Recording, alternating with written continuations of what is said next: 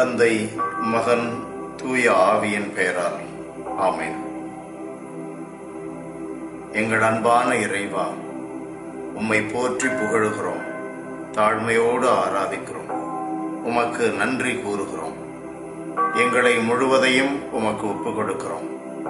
எங்களுடைய குடும்பத்தை ஒப்புக் கொடுக்கிறோம். எங்களுடைய உடன்பிறப்புகளையும் உறவினர்களையும் பெற்றோர்களையும் பிள்ளைகளையும் அனைவரையும் உமக்கு ஒப்புக் கொடுக்கிறோம். எங்கள் எல்லாரையும் நீர் ஆசீர்வதியும். அன்பான கடவுளே, உம்முடைய தயவை நம்பி நாங்கள் வாழ்கிறோம். நீரே எங்கள் மீட்பர், நீரே எங்கள் வாழ்வு, நீரே எங்கள் வழி, நீரே எங்கள் ஒளி. செய்வது அனைத்திலும் வெற்றி தருபவர் நீரே. நினைப்பதில் எப்பொழுதும் தூய்மையாயிருக்கவும், செய்வதில் நேர்மையாயிருக்கவும், நீதியோடு வாழவும் அருள் தருபவர் நீர் மட்டுமே.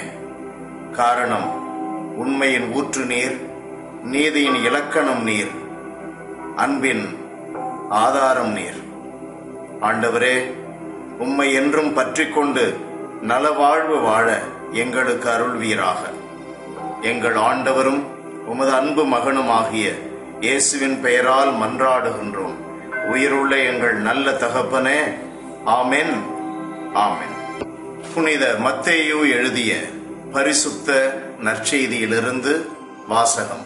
7ஆம் அதிகாரம் 18 23 இறைவாக்கு முடிய.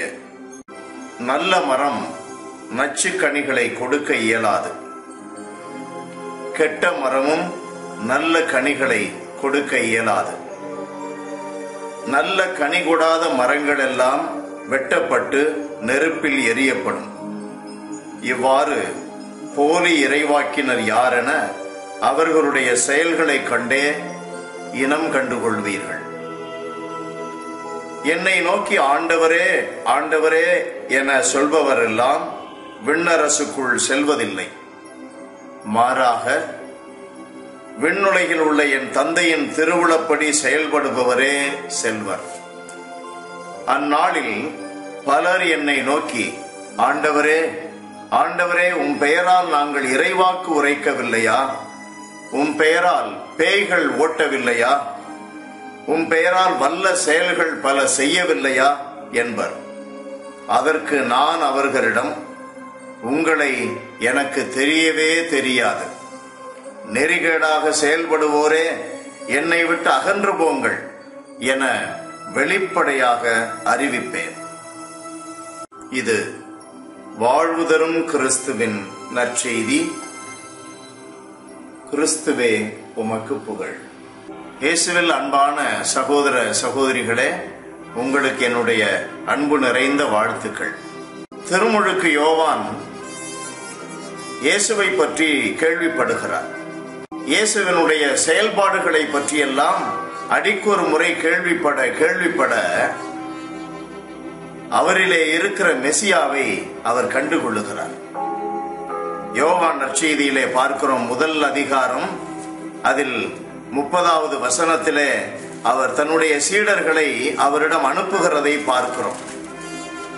அவர் சொல்லுகிறார், பாருங்கள், எனக்கு பின் வரும் இவர் என்னை விட முன்னிடம் பெற்றவர், ஏனெனில் எனக்கு முன்பே இருந்தார் என்று இவரை பற்றியே நான் சொன்னேன்.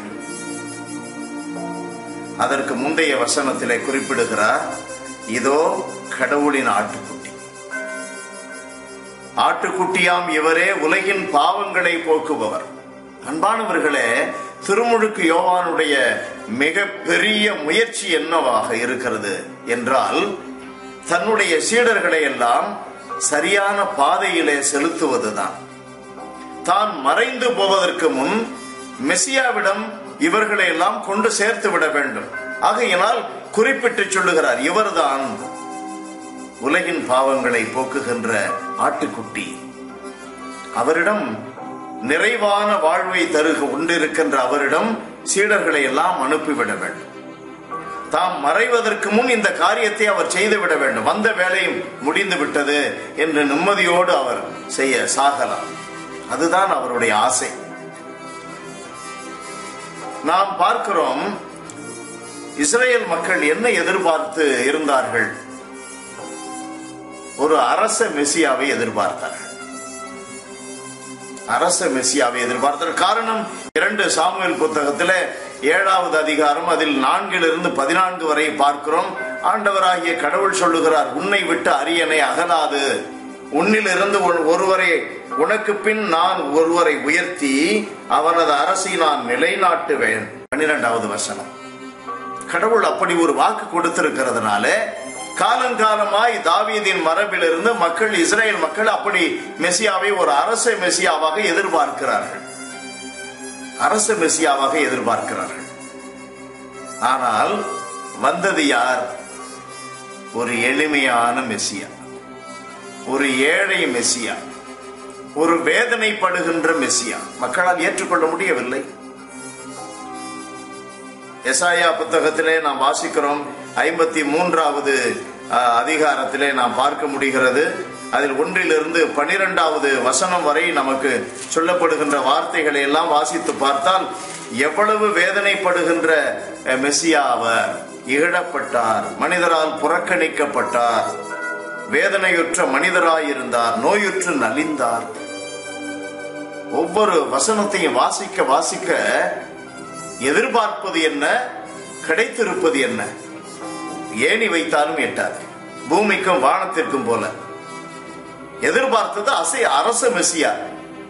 வந்திருப்பதோ ஒரு ஏழை பஞ்ச பராரியான ஒரு மெசியா, வேதனையில் ஆழ்ந்திருக்கிற ஒரு மெசியா. ஆகையினால் அப்படிப்பட்ட ஒரு மெசியாவிலே இயேசுவிலே இந்த இப்படிப்பட்ட மெசியாவை கண்டுபிடித்து விட்ட யோவான் எப்படியாகிலும் தான் சாவதற்கு முன் மக்களுக்கு அந்த மெசியாவை சுட்டி காட்டிவிட வேண்டும், சீடர்களை அனுப்பிவிட வேண்டும் என்று விளைகிறார்.